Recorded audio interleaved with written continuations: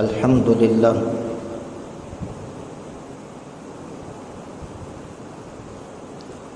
الحمد للہ وکفی والصلاة والسلام علی سید الانبیاء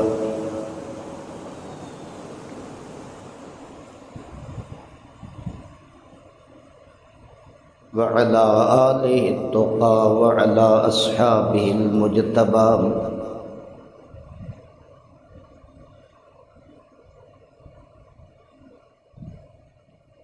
ونشهد ان لا الہ الا اللہ وحدہ لا شریک لہ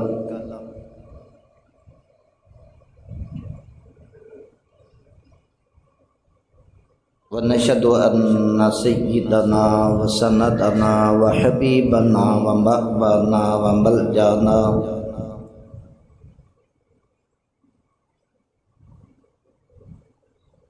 اعلانا واولانا محمدا عبده ورسوله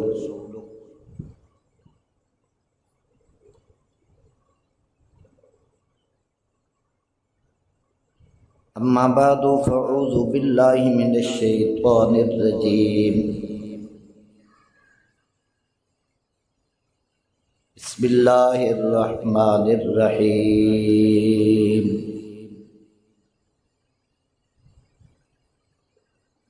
ولا تقولوا لمن يقتل في سبيل الله اموات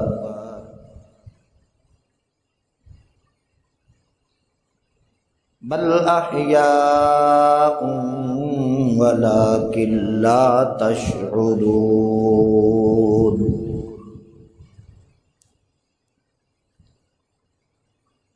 آمنت باللہ وصدق اللہ العظیم وصدق رسولہ النبی الامین ان اللہ وملائکتہ یصلون علی النبی یا ایہا الذین آمنوا صلوا علیہ وسلموا تسلیما اللہم صلی علی سیدنا وعلی آل سیدنا واصحاب سیدنا ومولانا محمد وبارک وسلم وصلی علیہ الصلاۃ والسلام علیک یا سیدی یا رسول اللہ الصلاۃ والسلام علیک یا سیدی یا حبیب اللہ الصلاۃ والسلام علیک یا سیدی یا رحمت للعالمین وعلی آلک واصحابک یا سیدی یا نور اللہ۔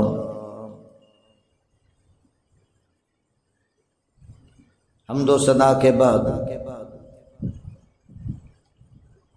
واجب الاحترام بزرگوں، دوستوں، عزیز نوجوان ساتھیوں، پیارے بچوں، اللہ کریم عز و جل کا لاکھ لاکھ شکر و احسان ہے جس نے ہمیں جمعہ کی ادائیگی کی طاقت اور توفیق عطا فرمائی۔ اس مالک حقیقی کی پاک بارگاہ میں دعا ہے اللہ ہمارے ان لمحوں کو قبول فرمائے۔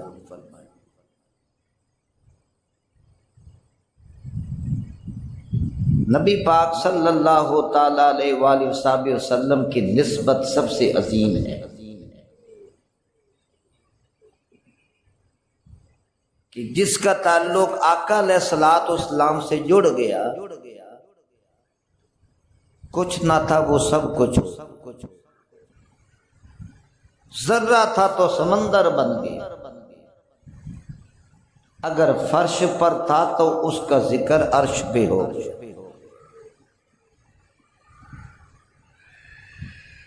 جن پاک ہستیوں نے نبی پاک صلی اللہ علیہ وسلم کے چہرے کی زیارت کی، ان کی بڑی شان ہے۔ اسلام کے اندر ہمیں دو ہستیاں ملتی ہیں،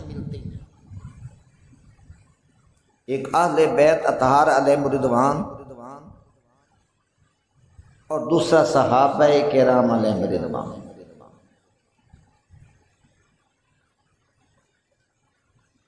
علامہ کرمانی جو کہ موچی بخاری ہیں، شارح بخاری، آپ فرماتے ہیں کہ اگر کوئی بچہ پیدا ہو گیا اور آقا علیہ الصلوۃ والسلام آپ کا ظاہری وصال مبارک ہو گیا، تدفین نہیں ہوئی، کیونکہ ظاہری وصال کے بعد 3 دن تک تدفین جاری رہی، تو فرمائے ان 3 دنوں کے اندر اگر کوئی بچہ پیدا ہو گیا، اس کا باپ اٹھا کر اسے لے گیا اور اس بچے کی نگاہ رسول اللہ کے چہرے پر پڑ گئی، فرمایا وہ بھی صحابی رسول ہے، ابھی وہ بچہ ہے، بول نہیں سکتا، سمجھ نہیں سکتا، لیکن فرمایا اس کی نگاہوں کے اندر رخ مصطفیٰ آ گیا تو رخ مصطفیٰ کی وجہ سے وہ شانوں والا ہو۔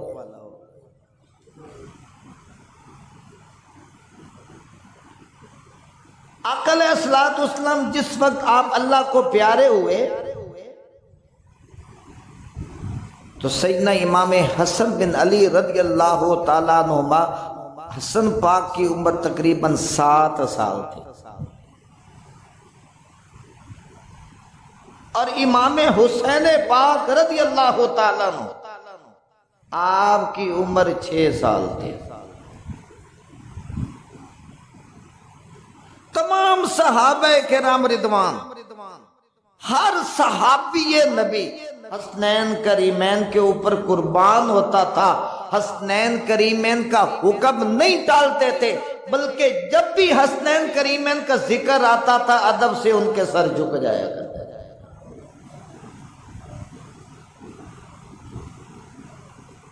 آقا نبی جن علیہ الصلوۃ والسلام آپ کا جب انتقال پر ملال ہوا نا تو حضرت بلال حبشی رضی اللہ تعالیٰ عنہ مدینہ چھوڑ گئے، تو میں دل نہیں لگتا کہ آقا علیہ الصلوۃ والسلام کا رخ زیبا نظر آتا تھا، وہ حسین و جمیل مکھڑا نظر نہ آیا نا، آپ ملک شام کے اندر چلے گئے۔ ایک دن آقا نبی جن علیہ الصلوۃ والسلام نے خواب کے اندر ارشاد فرمایا، بلال تم تو ہمارے پاس آتے ہی نہیں، تم تو مدینے سے بھی دور ہو گئے۔ جس وقت نیند کھلی آقا علیہ الصلوۃ والسلام کی خوشبو پائی، اس خواب سے جو مزہ تھا وہ تو بیان ہو ہی نہیں سکتا۔ فوری طور پر سواری باندھی، رخت سفر باندھا، مدینہ طیبہ کے اندر آ گئے۔ جب مدینہ طیبہ کے اندر آئے نا تو ہر طرف یہ شور برپا ہوا، مؤذن رسول بلال آ گئے، مؤذن رسول بلال آ گئے، مؤذن رسول بلال آ گئے۔ ہر ایک بڑھ کر بلال حبشی کا استقبال کرتا ہے اور کہتے ہیں بلال وہ اذان تو سنا دو جو نبی پاک صلی اللہ علیہ وسلم کے زمانے کے اندر تم پڑھتے تھے۔ لیکن حضرت بلال حبشی ہر ایک کو جواب دے دیتے،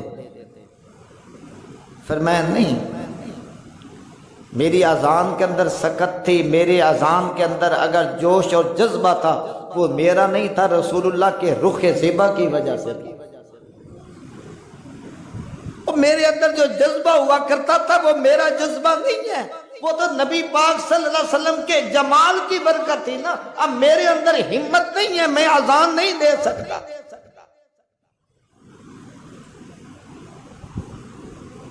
آپ نے لوگوں کو جواب دے دیا کہ میں اذان نہیں دے سکتا، لیکن لوگوں کا اصرار تھا کہ بلال حبشی اذان دے۔ ناراضگی کا اظہار کوئی کر نہیں سکتا تھا۔ لوگ اکٹھے ہو کر امیر المومنین عمر پاک رضی اللہ عنہ کے پاس گئے کہ پیارے عمر،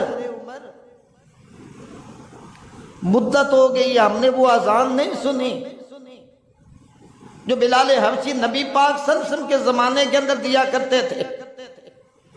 ہماری آنکھیں ترستی ہیں اس وقت کو، ہمارے کان بے تاب ہیں اس وقت کو کہ بلال حبشی اذان دیں اور ہم وہ اس اذان کو سنیں۔ فرمایا بلال کیا کہتے ہیں؟ فرمایا بلال یہ کہتے ہیں کہ میرے اندر ہمت نہیں ہے کہ میں اذان دوں۔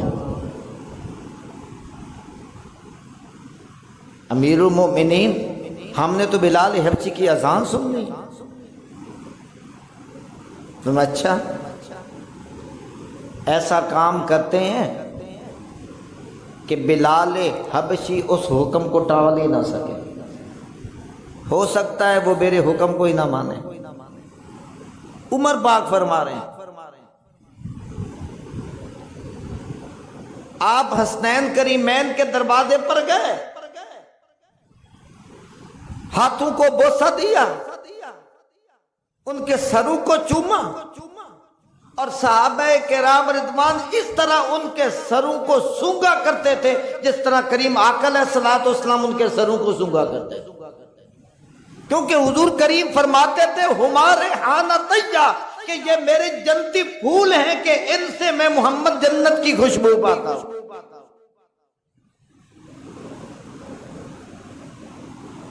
ان کے سروں کو چوما، خوشبو کو سونگا، ہاتھوں کے بوسے لیے، ہاتھ جوڑ کر عرض کرتے ہیں کہ حضور مہربانی تو فرمائیں، بلال حبشی آئے ہیں، وہ ہمیں اذان نہیں سنا رہے، ہمارے کان ترس گئے ہیں ان کی اذان کو، آپ حکم تو فرمائیں بلال کو، ہمیں پتہ ہے کہ تمہارے حکم کو کوئی صحابی نہیں ٹال سکتا۔ بلال ہو سکتا ہے امیر المؤمنین کے حکم کو تسلیم نہ کرے، لیکن حسنین کریمین کا حکم آ جائے گا بلال حبشی اذان سنا دے۔ آپ اس سے اندازہ کر سکتے ہیں کہ صحابہ کرام علیہم رضوان ان کے ذہنوں کے اندر حسنین کریمین کی کتنی محبت تھی، کتنا ادب تھا۔ نبی پاک صلی اللہ علیہ وسلم کے چچا مبارک حضرت عباس پاک رضی اللہ تعالیٰ عنہ سواری پر سوار ہو کر جس وقت مدینہ طیبہ کے اندر داخل ہوتے تھے، امیر المؤمنین صدیق اکبر رضی اللہ عنہ کو پتہ چلتا تھا کہ سرکار عباس تشریف لے آئے ہیں، آپ آگے بڑھتے تھے، سلام بھی کرتے تھے، ان کی سواری کی نکیل کو پکڑ کر مسجد نبی تک آگے آگے چلتے تھے اور کہتے تھے کہ آقا علیہ الصلوۃ والسلام کے چچا آ گئے ہیں، یہ وہ چچا ہیں جن کی عزت و احترام رسول اللہ نے فرمائی۔ اور آج کل لوگ کہہ دیتے ہیں کہ صحابہ کرام رضوان اہل بیت اطہار رضوان سے بغض رکھتے تھے، علامان بالحفیظ۔ اب دیکھیے کہ حسنین کریمین ان کے پاس عمر پاک رضی اللہ تعالیٰ عنہ درخواست پیش کرتے ہیں، چنانچہ حسنین کریمین نے جوڑے پہنے، دوڑے دوڑے مسجد نبوی شریف کی طرف آئے، آ کر بلال حبشی رضی اللہ تعالیٰ عنہ کے گلے سے لپٹ جاتے۔ بلال حبشی رضی اللہ عنہ کی آنکھوں کے اندر آنسو ہیں، کبھی ان کا ماتھا چومتے ہیں، کبھی ہاتھ چومتے ہیں، کبھی سر کو چومتے ہیں، کبھی ان کو سونگھتے ہیں، کیونکہ کریم آقا علیہ الصلوۃ والسلام نے فرمایا تھا کہ یہ میرے جنت کے پھول ہیں کہ ان سے جنت کی خوشبو آتی ہے۔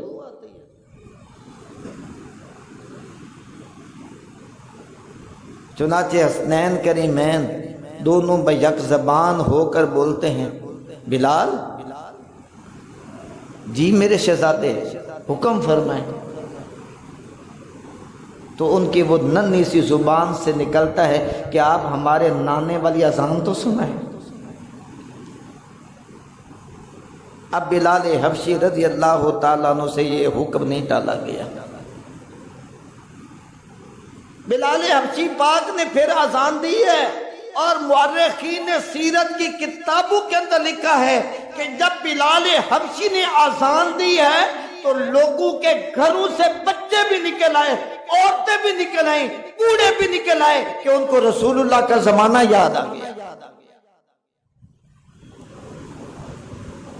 لیکن حضرت بلال حبشی رضی اللہ تعالیٰ عنہ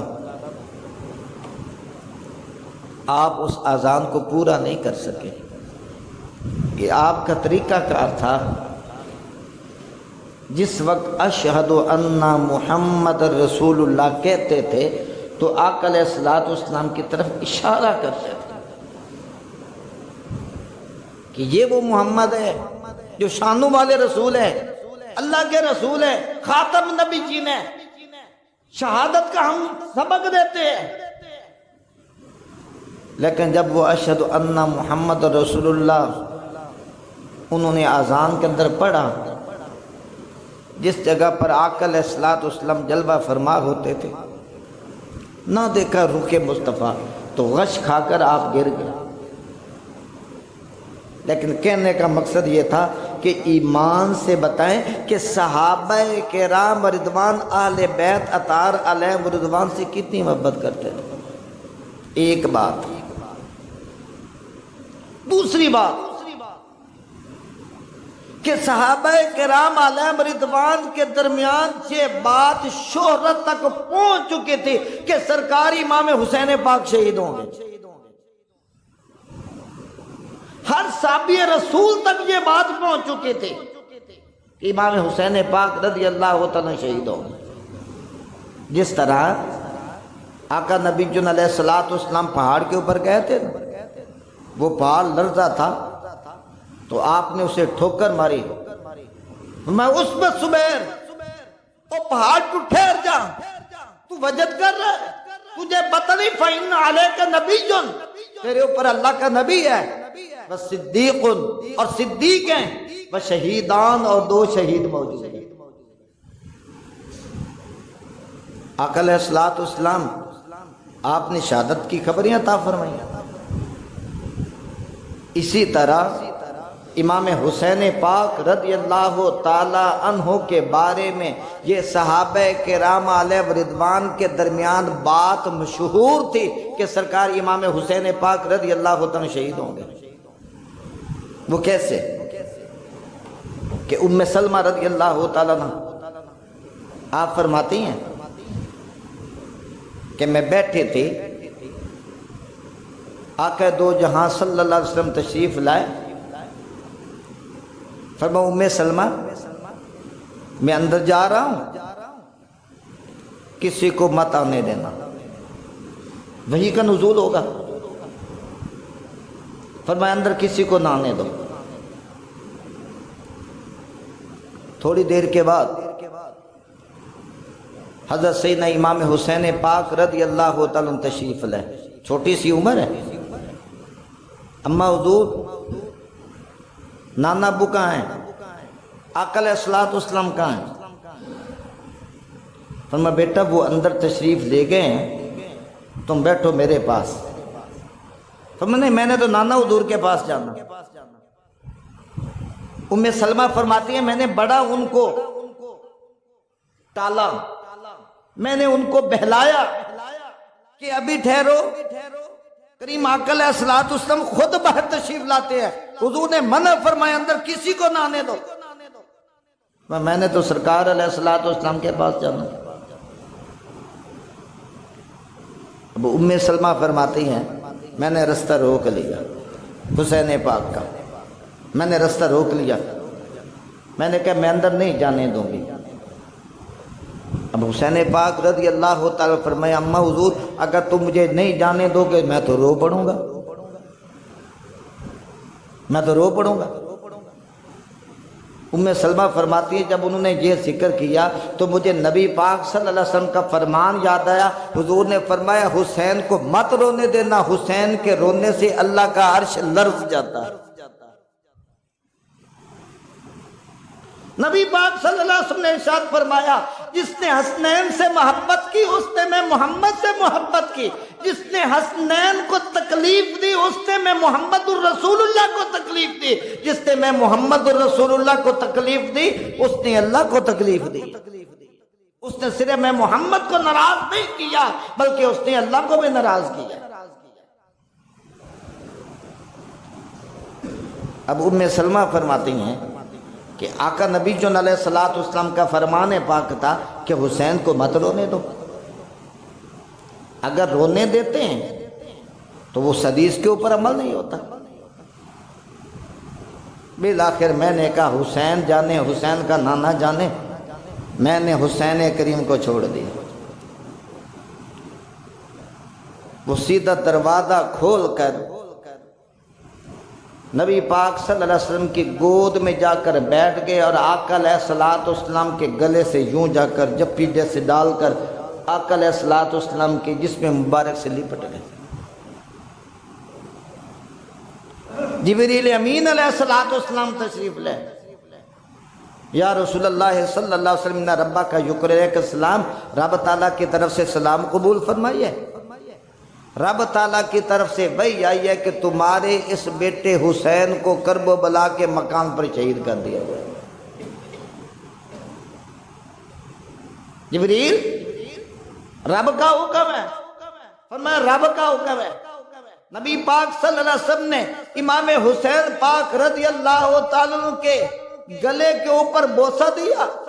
بوسہ دیتے ہوئے آپ نے یہ دعا فرمائی اللہم اعط حسین صبرا واجرا، یا اللہ حسین کو صبر بھی عطا کرنا اجر بھی عطا کرنا۔ کریم آقا علیہ الصلوۃ والسلام آپ نے حسنین کریمین امام حسین کو اٹھائے ہوئے حجرے سے باہر تشریف لے آئے۔ جب حجرے سے باہر تشریف لے آئے تو ام سلمہ رضی اللہ تعالیٰ عنہ نے نبی پاک صلی اللہ علیہ وسلم کو مغموم دیکھا، آنکھوں کے اندر آنسو دیکھے۔ عرض کرتی ہیں ما یبکی کا یا رسول اللہ صلی اللہ علیہ وسلم، کریم آقا آپ کیوں رو رہے ہیں؟ کس چیز نے آپ کو رلایا؟ میں ابھی جبریل امین میرے پاس آئے ہیں اور انہوں نے کہا ہے کہ ان قریب آپ کا بیٹا حسین شہید کر دیا جائے گا۔ یا رسول اللہ صلی اللہ علیہ وسلم کون شہید کریں گے؟ فرمایا میری امت کے کچھ افراد ہوں گے وہ حسین کو شہید کریں گے۔ یا رسول اللہ صلی اللہ علیہ وسلم پھر آپ نے کیا فرمایا؟ فرمایا میں نے حسین کے لیے دعا کر دی ہے اللہم آت حسین صبرا واجرا، یا اللہ اس کڑے امتحان کے اندر حسین کے کئی قدم پھسل نہ جائے بلکہ ان کو اجر بھی عطا کرنا صبر بھی عطا فرما۔ ام سلمہ فرماتی ہیں کہ نبی پاک صلی اللہ علیہ وسلم آپ نے فرمایا جبریل امین علیہ السلام میرے پاس اس جگہ کی مٹی لے کے آئے۔ ام سلمہ اس مٹی کو سنبھال کے رکھ لو، جس وقت یہ مٹی خون بن جائے گی تو سمجھ لینا میرا بیٹا شہید ہو گیا۔ یعنی صحابہ کرام علیہ رضوان کے اندر یہ بات مشہور ہو چکی کہ امام حسین پاک رضی اللہ تعالیٰ شہید کر دیے جائیں گے۔ ترمذی شریف کی حدیث پاک ہے، سیاہ ستہ کے تیسرے نمبر کے کتاب ہے۔ ام سلمہ رضی اللہ تعالیٰ آپ فرماتی ہیں میں نے آقا نبی علیہ الصلوۃ والسلام کو خواب کے اندر دیکھا کہ نبی پاک صلی اللہ علیہ وسلم کا چہرہ مبارک غبار آلود ہے۔ یہ ترمذی کے اندر حدیث موجود ہے۔ کریم آقا علیہ الصلوۃ والسلام آپ کا چہرہ غبار آلود ہے، یعنی آپ کے چہرے کے اوپر تھوڑی تھوڑی مٹی کے آثار بکھرے ہوئے بال مبارک ہیں۔ میں نے عرض کیا یا رسول اللہ صلی اللہ علیہ وسلم کریم آقا کہاں سے آپ تشریف لائے ہیں؟ فرمایا ابھی میرا بیٹا حسین شہید ہوا ہے، میں حسین کے مقتل والی جگہ سے ہو کے آیا۔ صحابہ کرام رضوان جو حیات مبارک تھے، وہ فرماتے ہیں ہم نے اس خواب کی تاریخ کو نوٹ کر لیا، جب قاصد آیا تو پتہ یہ چلا کہ جس رات نبی پاک صلی اللہ علیہ وسلم خواب کے اندر ام سلمہ کے تشریف لائے تھے، اسی دن امام حسین پاک رضی اللہ عنہ کو شہید کر دیا۔ سیدنا امام حسین پاک رضی اللہ تعالیٰ عنہ، آپ ایک طرف تھے، دوسری طرف یزید تھا۔ یزید کی تعریف کے اندر چند جاہل ملاؤں کے سوا کسی نے کوئی کلمہ نہیں لکھا۔ ایک طرف امام حسین ہے، دوسری طرف یزید ہے، ان کا کوئی مقابلہ ہے ہی نہیں۔ کیوں؟ اس لیے کہ سارے اصحاب رسول کا اتفاق تھا کہ نبی پاک صلی اللہ علیہ وسلم کی آل جیسی کسی کی آل نہیں ہے، حضور کے شہزادوں جیسا کوئی شہزادہ ہے۔ پھر بھی اگر کسی بندے کی تسلی نہ ہو، دل کے اوپر اگر زنگ چڑھا ہو، تو ان کو ایک دعوت فکر دے رہا ہوں، بڑے تسلی سے گھر میں بیٹھ کر اس دعوت فکر کے اوپر غور و فکر کرنا کہ یزید کے حق کے اندر لکھنے والے کون ہیں؟ امام حسین پاک کے حق پر ہونے کے لکھنے والے کون ہیں؟ امام حسین کے بارے میں حضور داتا صاحب رحمۃ اللہ علیہ نے کشف المحجوب کے اندر لکھا کہ حسین حق پر تھا، متقین کے امام ہیں، پرہیزگاروں کے امام ہیں۔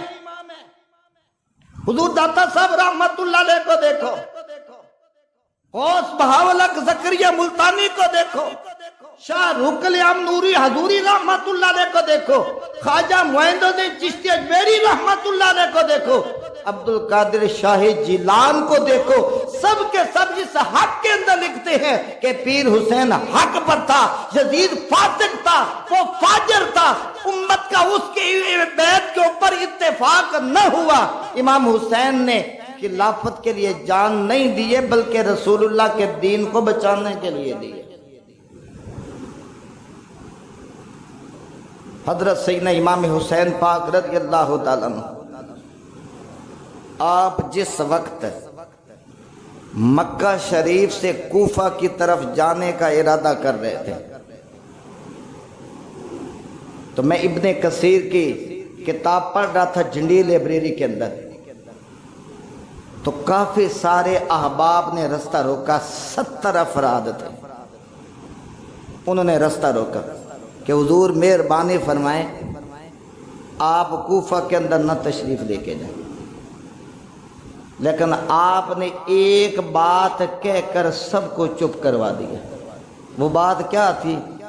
آپ نے فرمایا رأیت رسول اللہ صلی اللہ علیہ وسلم فی منامی یأمرنی بأمر، فرمایا میں نے خواب آقا نبی جن علیہ السلام کو دیکھا ہے، حضور مجھے ایک کام کرنے کا حکم فرما رہے ہیں، فرمایا جان تو جا سکتی ہے لیکن رسول اللہ کے حکم بھی عمل کرو۔